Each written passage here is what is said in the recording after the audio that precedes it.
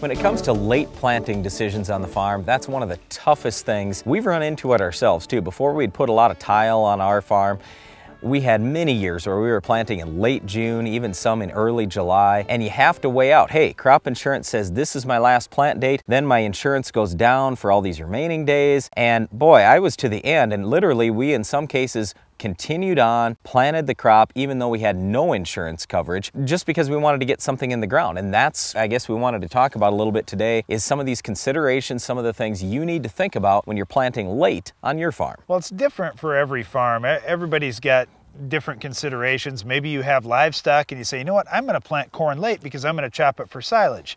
Or maybe you say, you know, I have so many acres, I'm going to plant certain fields late because I know I still have potential, but other fields, I'm just not going to do it because there's no way I can get all the work done. For us, we're fighters. We like to get stuff planted. We're thinking about, you know, where we have a crop planted in the field, things generally turn out better the next year for us too, because we've kept all that biological activity going in our soil by having that crop out there for the bacteria and microbes to work around. Others will say, well, I'm just going to plant a cover crop, so I'm not worried about that aspect. I just want to make the most money I can this year. I mean, it's all up to you how you want to look at things. For me, I'm looking at it from the angle of, you know, there's still a chance. We're still in June. We've got plenty of time here. We're still going to have enough of a growing season to raise a crop. So let's look at the factors that will help us be successful putting a crop in. All right, but let's talk about this, Darren, because this is one of the things you and I disagree on just a little bit. I switched to earlier varieties. When we start getting late, we've gone through it so many times on our farm. Yeah, but you switch too soon. That's the thing. There's see always there. that debate of, Yep. Do I switch varieties now, or do I still have another week or so that I can plant that variety that I really like, that I know works well in my ground? Yep, but here's the thing. After you've gone through just a few times in your life where you've had an early frost and you end up combining 40% corn and you have to scoop it out of a grain wagon, gravity box, whatever, that's not a lot of fun. And you have to dry it. We one year had a dryer start on fire because we were trying to dry 40% stuff down. So it's just a few of those things. It's kind of like our dad always used to tell us, you know, our grandpa was super conservative. I mean, just ridiculously conservative. But he said, you know what? You can't judge him because he went through the Depression era. Okay, so once you've had that experience, it's hard to ever go back and change that experience and wipe that out. So all he thought about the rest of his life was Depression era. It's the same thing for me on our farm. I remember scooping that out. I remember the fire that started in our dryer. I don't ever want that again. So I'm probably more to the conservative side, and I go to the early stuff. That dryer is relatively close to Brian's house. That may be part of that concern. Hey, and also, I wasn't the guy watching the dryer that night, so that was the good news for me. But still,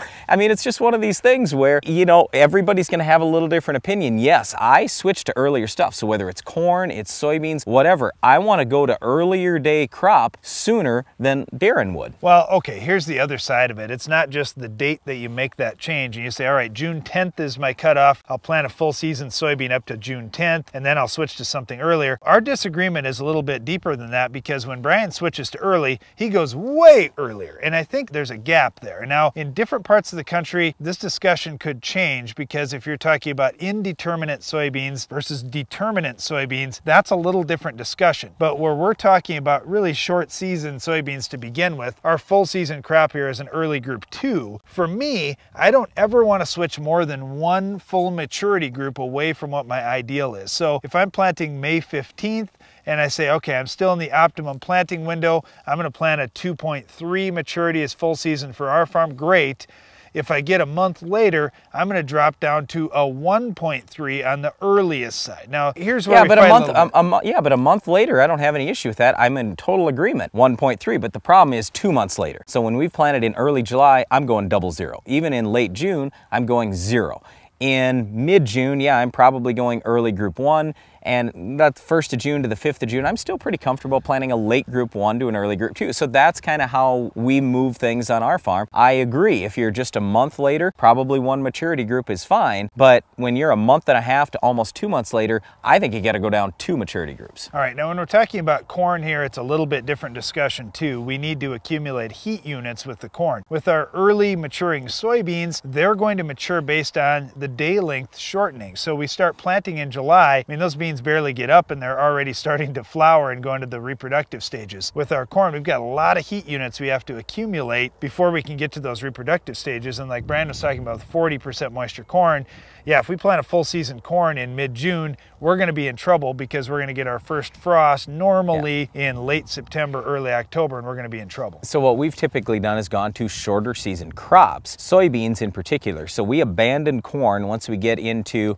you know, around the 1st of June. That's pretty much for us in our area in southeast South Dakota. That's when we abandon corn and we just say, look, we're planting all soybeans from this point out. And that's not a bad deal this year because the soybeans are actually dollaring out fairly well, potentially anyway. But to your point, when you're going to plant super late and you're planting a really early variety, it's only going to get up a little bit in our area of the country, then it's going to start flowering and potting and everything else. That's typically when drilling is going to pay a little bit more than having a wider row spacing. All right, so I think, yeah, that row spacing is something where we want to capture all the sunlight we can, so a narrower row when we're planting later is a good thing. The other thing is fertility. You can't skimp on that, and I know that some guys will say, well, I'm putting it in late, so I just don't have that much potential.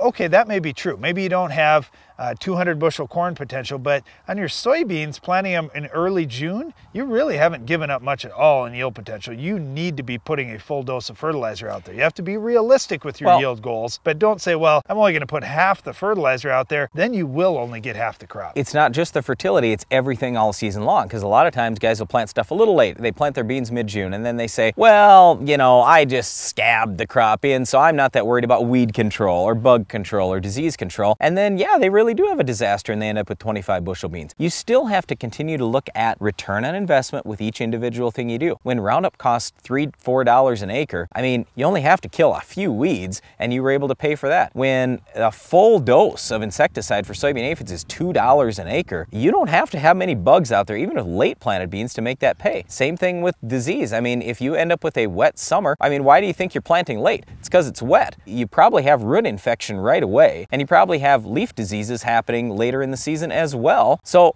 fungicide most likely is going to pay, even though your yield potential now is only 40 as opposed to 60 if you plant it early. And you're right, if you do have fields that are too wet and that's what's causing you to be late, you need to look at improving your drainage in that field. And I know a lot of guys will say, well, I'll just have to wait till fall to address that. I know we've already been talking about this a little bit this spring on Ag PhD. You've got to get out there in season and do some drainage tile, because let's face it, on those spots in your field that really need the drainage, you're not going to hurt your yield at all running over just a little bit of crop trying to put in some tile lines. We have never seen that show up on our yield monitors, that we've hurt yield doing that. So once again, if you're ending up in a situation where you have to plant the crop late, I guess the number one thing I want to stress to you is don't get all emotional about it.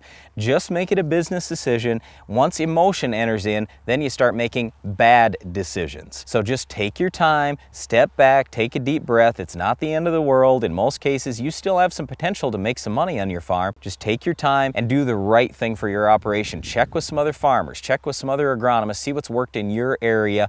And then, like we say, usually late in the season with soybeans, you want to move down in maturity a little bit. You also want to plant narrower rows and treat your beans pretty well. You still have pretty good potential even planting a month past your normal optimum date. One thing that's good about late planting is a lot of times those cool season weeds, you've got to wipe them out with some tillage or with a burn down, but those late emerging weeds like our weed of the week could still be popping up. We'll show you how to control this tough weed coming up later in the show.